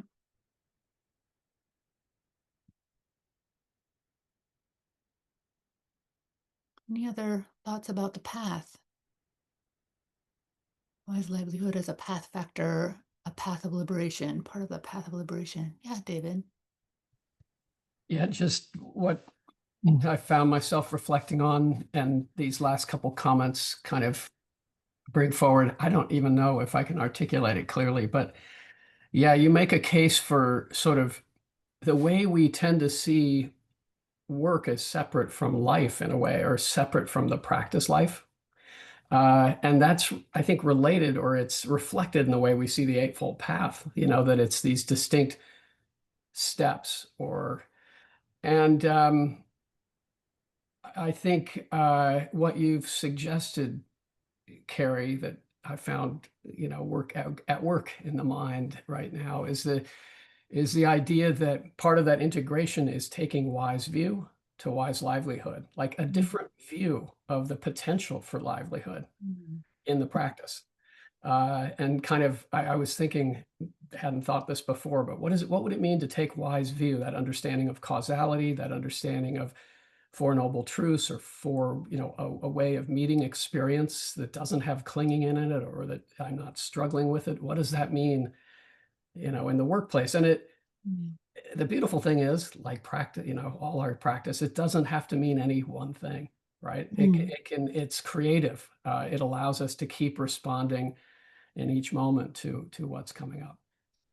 So anyway, appreciate that call for reflection, because yeah, a different view, a view of wise livelihood that frees, is how I'd bring them together. I feel a new blog post coming on. Thank you, David. Yeah, Lisa. Hi. Hi, thank you so much for offering this today, Kerry. And a question that came together in this session for me was, are the conditions of work balanced to allow it to be a path of practice with right effort? So, because like in general, I have more of this default setting to go like, I need to overcome this, or like, I'm the problem. Like, why can't I like practice more? Or like, why am I leaving work and just like escaping into like YouTube, or like, it's your fault, it's my fault. Like, I need to, and more lately, it's been like, accepting and like opening to that, like I'm just a human being animal affected by conditions, and like I can't really do anything about that. And so also just considering that alongside right effort, like what is, or wise effort, like what has that been for me in like formal practice? And I guess maybe now it's like, what is that in general with work, where I spend like a lot of my time? Yeah, beautiful. Thank you. The connection between wise effort, yeah, and wise livelihood. Yeah, and how beautiful to like be like, and I'm not going to beat myself up, right? The reality is most of us work in really stressful places, and we've got to do something with that stress, right? And ideally, we all come home and sit and watch it all. But you know what? Some jobs, there's too much fodder. It's too hard to just get on the cushion right after work sometimes, right? I also, for a while, I was really fixated on energy, right? Like if I come home and I don't have I physically can't like keep my body sitting upright because I'm too tired. That's not wise livelihood, right? That's not going to work, right? But the reality is sometimes that's our reality. We've got to pay the bills. And so similarly, sometimes our jobs, there's a lot of conceptual stuff, or there's a lot of politics, or there's just a lot to do, and we're zapped, right? Our minds are zapped, our bodies are zapped. And do we have the energy to put in right effort, right? Even. But just the way that you're not beating yourself up about it is beautiful, right? I really appreciate your reflection. Thanks. Yeah. And I also wanted to add, it's like holding that in mind and heart, and also being like, looking at that, like, well, maybe this is not, just considering, is this the right work? Because I don't, like holding both of those things. Like maybe this is actually pointing towards, this is not really the right fit for me. Yeah. Because there are things that I want to be able to do or practice or not do that I am doing. And yeah, all of that. So thanks. Yeah, wonderful. All right, Amy. Hi. Hello. Yeah. Yeah, I feel like similar, like what Lisa said, that the I feel like work is daily life practice for sure, because that's where I'm spending most of my time. And the path has really been helpful. Like wise speech is one I'm always trying to practice at work, and it's always a challenge. It's just tough.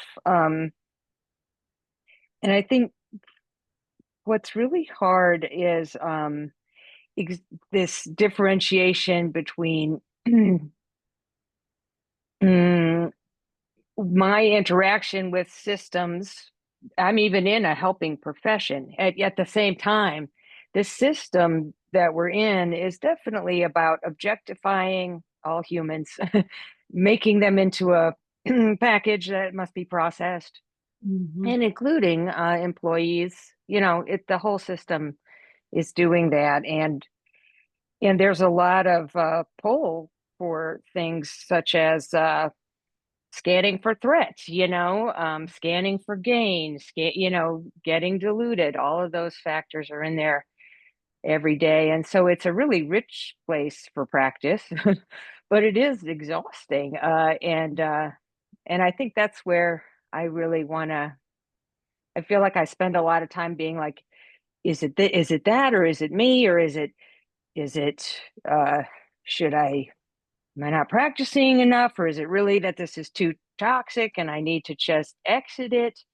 Right. or is there, maybe there is no exit, you know? I think also I could end up, you know, I've also worked many, many different jobs, and I don't know. I mean, maybe there is, maybe there's sort of like that anywhere you go. It maybe it's more internal. Um,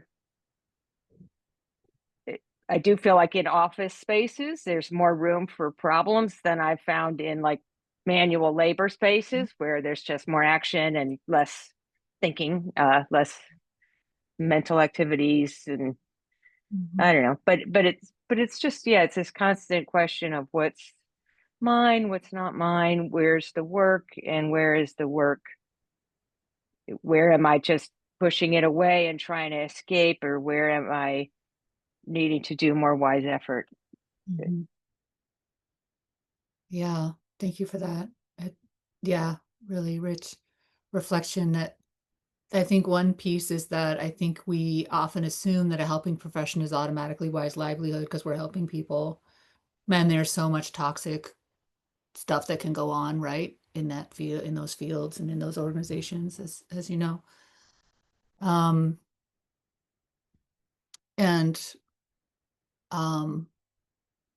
just also that we know that our helping systems are broken, right? That I don't know any, you know, I taught social work. I don't know any social workers that are like thrilled if they work in organizations, right? And with and things are going to get, you know, more difficult with funding cuts for many people in those professions. So, right, this is sort of sidestepping your reflection a little bit, but what comes to mind for me is this opportunity to develop the deepest compassion there is. Like just learning to trust that compassion is boundless and bottomless. Like if we can touch into it, compassion, not the compassion, the sort of the kind we learn as a helper that we actually can get burnt out doing, right? But this sort of depersonalized, you know, stuff we don't produce on our own, but that's there and we tap into it, that bottomless compassion, if we can get there, we can feel compassion for everyone caught up in these systems, right? Whether they've been packaged, as you said, right? Dehumanized, how dehumanizing these systems are for the workers, for the clients, for everyone involved. And can we just feel that suffering and care about it and then focus on the compassion that arises, because the compassion, we can never burn out on the feeling of compassion. It's super nice, right? It's pleasant, it's nurturing. But this question of how you know when it's time to go, it is not easy, right? And knowing that, like you said, every job is going to have its thing. And like, when do we stay and learn? And when do we go, this job is overly exploitative, or this job is overly toxic, or this job is just taking too much. It's taking too much. I need to find something else. Can I find something else? What kind of support do I need to find something else? Right? Because job transition is hard, job search is hard. Can I be planful so I don't, you know, mess up my whole life, you know, just quitting a job out of the blue? So it's hard work, which is why I was like, it'd be great to have like a network of teachers and practitioners that want to get together and talk about wise livelihood, because these transitions are not easy. These decisions are not easy. And we need support. Yeah. Because this is hard stuff. So thank you for bringing all that forward. Yeah.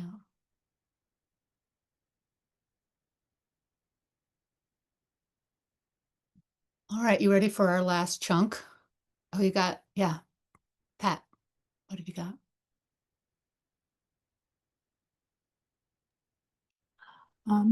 I've been working using this app called Healthy Minds. And it goes through exactly these things, these steps on the spiral. And I used to just take it a step at a time on the spiral. And what I learned today is that I come home or I quit doing what I'm doing, and I look at what's going on with me, and then I pick the point in the Healthy Minds app to concentrate on. And of course, it's a very rich app full of things, but that group, the Healthy Minds group, does have this work group that you were talking about, where people get together and work and talk about their work. So they have a lot of, they're in the Tibetan Buddhist kind of tradition, I think. Yes, you know, but they also, a lot with the Dalai Lama and so on. But they're always having these work groups that get together, and they've taken various professions. Education is the one that stands out, but certainly a lot at the university that are helping professions. So, Wonderful. Well, it's good to know that that's out there, that resource. yes. Yeah. Yes.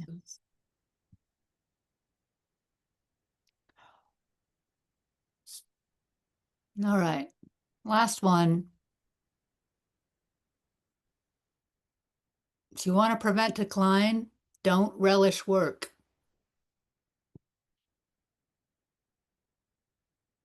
Let's see. Let me get this back up. Okay. So I don't remember how I stumbled upon this. I think I was just searching in Sutra Central on the word work, because I searched occupation, livelihood, work, and then as other things come up, I would search other words to kind of collect all the sutras I could that were relevant. And I think that's how I came upon this one. And when I found one that mentioned relishing work, then I searched on relishing and got a whole bunch of lists. So let's take a look together at these lists. So you know what I'm talking about here. Okay. So these come from the numbered discourses, and they are all aimed at monastics. There is one list that I found that was aimed specifically at lay people, and it didn't mention relishing work. And it's quite interesting, but I didn't feel like we had time to look at it. It wasn't quite on point. So, and these lists, they're mostly about what leads to decline in a monastic. And some were about what is a kind of friend you should avoid, and some were about what will lead to regret, and one was about what will lead to a bad death. But they were all basically like, these are lists of things you don't want to do if you want to make progress on the path. And so, we're going to look at these. You'll notice they are repetitive, and that is, the sutras are just repetitive, right? It was an oral tradition. They use repetition in order to make it easier to memorize, and also just people learn well when they hear the same thing over and over again. So they just are a bit repetitive, but I think it's useful to look at them as a whole, the lists as a whole. So these ones are all about lists of things that will lead to decline or prevent decline. And I should mention that this word relish is comma. Oh, shoot. Comma. Oh, I didn't write the Pali down in a way that I could read it. The word that is being translated as relish here by Bhikkhu Sujato is translated by others as enjoyment of activity, and by others as being fond of the state of working. And there are probably other translations as well. I like the word relish because that's how I feel about work. Although that's fading. I will say over time as a practitioner, it is fading. I can have definitely more awareness about it when it kicks in. But this idea of like, oh, there's a big project. Let me dig in. Like that idea of having a good day's work, right? And then I get to deserve relaxation afterward. Just the challenge, can I get it all done? Yeah, I have what we would call outside of Buddhism workaholic tendencies. I always had. In academia, I had a friend who said academia is like you're at a pie eating contest and you love pie and they just keep giving you more pie. It's like the amount of work is like endless, but it's a lot of the people there really, really like work. So we're all just like, work, work, work. Okay, so let's look at these lists, because I think it's helpful to look at not just that relishing work is on these lists, but what else is there with it. So relishing work, talk, sleep, and company. And they don't review the extent of their mind's freedom. They relish work, talk, sleep, and company. They don't guard the sense doors, and they eat too much. If you want to prevent decline, don't relish work, talk, sleep, company. Be easy to admonish and have good friends. What leads to decline? They relish work, talk, sleep, company. They don't guard the sense doors. They eat too much. And this is my favorite because I do this. And when there is Sangha business to be carried out, they don't reflect there are senior mendicants in the Sangha of long standing, long gone forth, responsible. They'll be known for taking care of this. So they try to do it themselves, right? Taking on other people's responsibilities. Okay, so let's take a look at these. Oh, why is it not letting me? Okay, weird. Okay. So let's take a look at the things on the list. There were also other lists that I didn't include, and I include some of the items from these other lists on this set of bullet points. Here are other items that are included on lists along with relishing work. Is there anything we can learn about why relishing work is a problem by looking at the other things it's on the list with?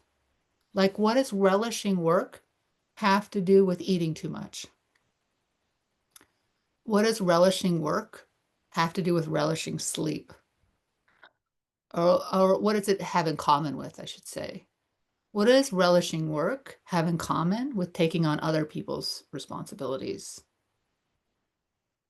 What does relishing work have in common with stopping halfway after achieving some significant distinction in meditation? It means like your meditation practice has gotten, you've made a lot of progress on your meditation practice, and instead of keep going, you stop, right? You stop. What do these things have in common with each other?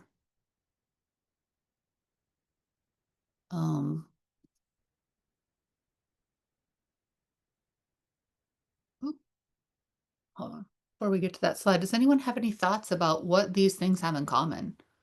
How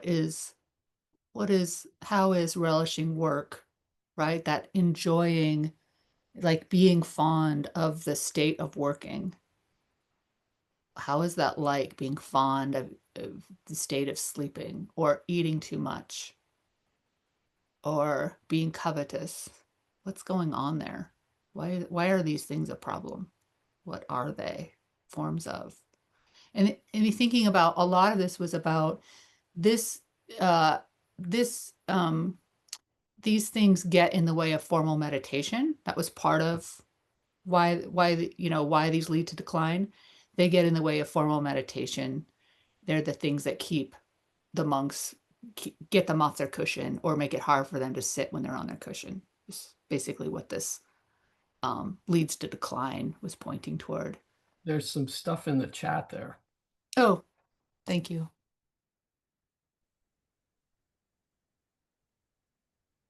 Kamara mata. Yeah, that's the Pali word for relishing work. Avoiding, greed, clinging, attachment, 8 worldly winds. Yes, right? All of those things, right? Avoiding what we should be doing, right? Avoiding our practice. Greed, yep. Wanting just pleasure, wanting to just fall into that pleasant sensation of getting stuff done, of falling asleep, of eating something delicious, eating a lot of something delicious, right? Yeah, greed, clinging, attachment, 8 worldly winds. Yep. That it's clinging to the world, right? Clinging to sense pleasure, clinging to a sense of I. reification. Yep. Turning things into things. Yep. Yeah. Pat, did you have a comment? Oh, yes, I was going to write it, but it's a lot to write. Did I turn on my, yeah. I find that when I am, I've been a white workaholic for a long time. And I always found that by overdoing that, I was depriving myself of other things.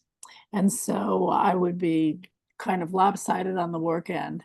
And that would cause me to be covetous and overeat and actually I did a fair amount of drinking alcohol too and all kinds of things to compensate for the over attachment I had to work. And I was able to cut all those things out, and now I just have my emotions to deal with. But I think that I'm learning to deal with my emotions. Yeah. Yeah, wonderful. Thank you. Thank you, Pat. Thank you. Ed.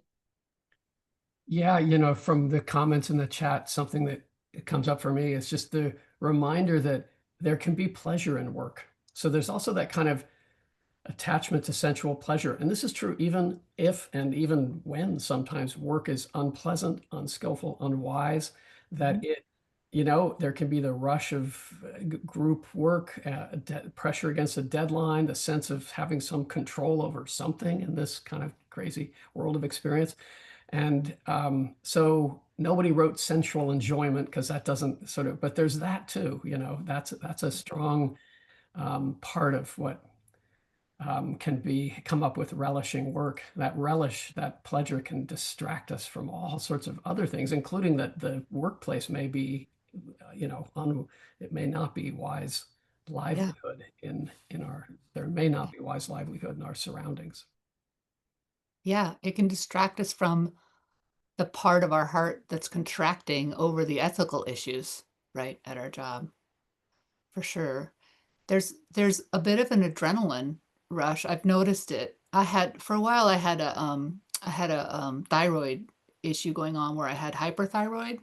So I was like buzzing off thyroid and then it flipped and I didn't have enough thyroid. So the only way I could get my job was for a lot of adrenaline to kick in. And I was like buzzing on adrenaline and there's a pleasantness, right? Adrenaline feels, I get it now, adrenaline junkie. I get it. So yeah, yeah, and addiction and compulsion, right? It can be addictive. That adrenaline can be addictive for sure. Yeah. So let's see what the Buddha had to say. In one of these lists, there is a bit of an explanation about why we shouldn't relish work, talk, sleep, company, etc. Yeah, this is our last piece of teaching. And we'll do and then we have one more reflection and then we'll wrap up. All right. As a mendicant makes their bed, so they must lie in it and die tormented by regrets. And how do they die tormented by regrets? Take a mendicant who relishes work, talk, sleep, company, closeness, and proliferation. They love these things. They like to relish them. A mendicant who makes their bed like this must lie in it and die tormented by regrets. This is called a mendicant who enjoys substantial reality, who hasn't given up substantial reality to rightly make an end of suffering. So that's one translation, enjoys substantial reality. It can also be translated as pleased with, delighted by, or indulging in personal existence or identity, right? This sort of clinging to the world, the material world, and the sense world, and our identity with that world. So when we are overly attached to our job, when we enjoy, when we relish our work, right? We're keeping ourselves tied to to this process of identification and clinging to sense pleasures. Oh, sorry, I forgot to show the whole slide. Sorry about that.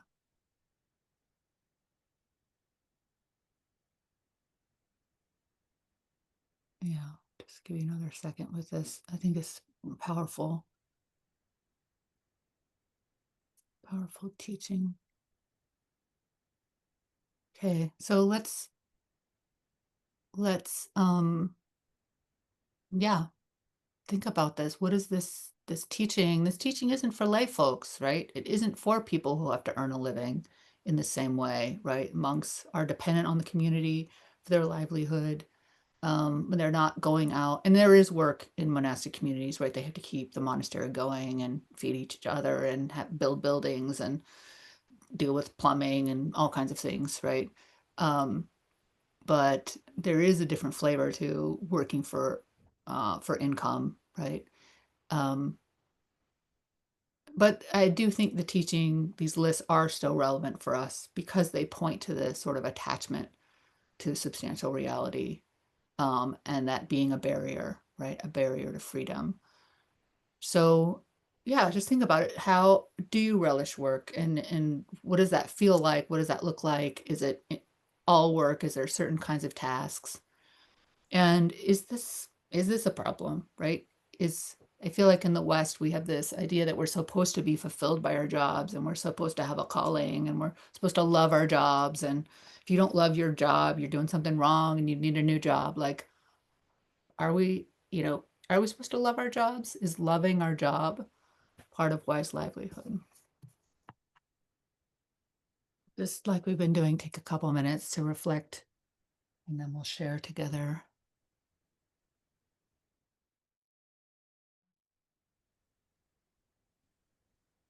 Yeah, well, I really appreciate everything you've brought here. And I've heard your essay too about relishing, and I find that super helpful.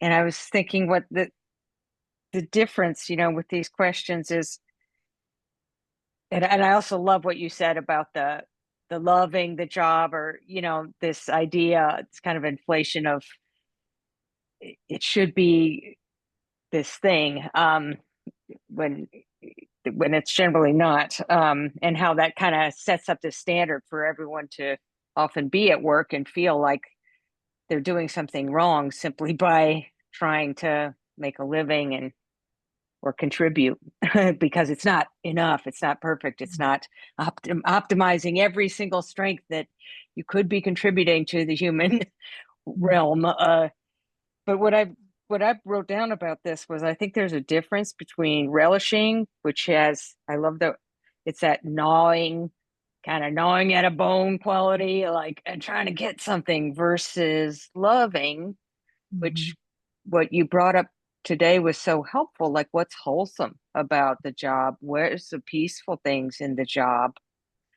And it reminds me very much of meditation, because I think in meditation, I also have learned to sit and be like, okay, I was often just kind of scanning for what's happening. I'm not judging it. And then there was a way of saying, well, actually, what could you judge? Maybe, is there something wholesome to pay attention to or to focus on? And so I think that's been really helpful part of today. And so thank you. Yeah, thank you. Thank you for that. Yeah, beautiful. All right, David, you're our last. We're just about out of time. Just this reflection, I retired from paid work a few years ago, and I still work a lot now, including a lot of volunteer service to IMC. And one thing I've noticed is how different it feels. And it gets back to this really important note somewhere back in the chat: craving for existence, bhavatana in Pali, because that selfing process, the identity, all that is also pleasurable. And, we create these identities and they're important. And now once I don't know if it's universally true, but I think there's some maybe generalization that can be made. But when you lose some of those identities, when they're taken away from you, when they're pulled out of your grasping hands. It's you know, it leaves you adrift or in some pain when people don't answer your calls, you know, or people don't, when you're in a Zoom call, you don't have something after your name that establishes your importance or your institutional association. So anyway, that sort of way that we get caught up in the selfing, it's what an opportunity to learn about practice, right? Because that's such a place where, such an important place where suffering happens. Yeah, thank you. All right, we're just about out of time. I'm putting my email in the chat. If any other questions come up after this ends, feel free to reach out. All right, we'll do a quick sharing of merit. So let's just, again, appreciate all of our coming together, all of our reflections, and how much we've all benefited from hearing each other's experiences and wisdom. And let's take a minute to connect to the benefit that we've created together, and let's give it all away. Let's give it to those who are suffering, those who have good fortune, those who we love, and those we have trouble loving, those who are pleasing to the eye, and those that are less pleasing, to all beings everywhere, without exception. May all beings be free. May all beings know peace, including us. Yeah. Thank you.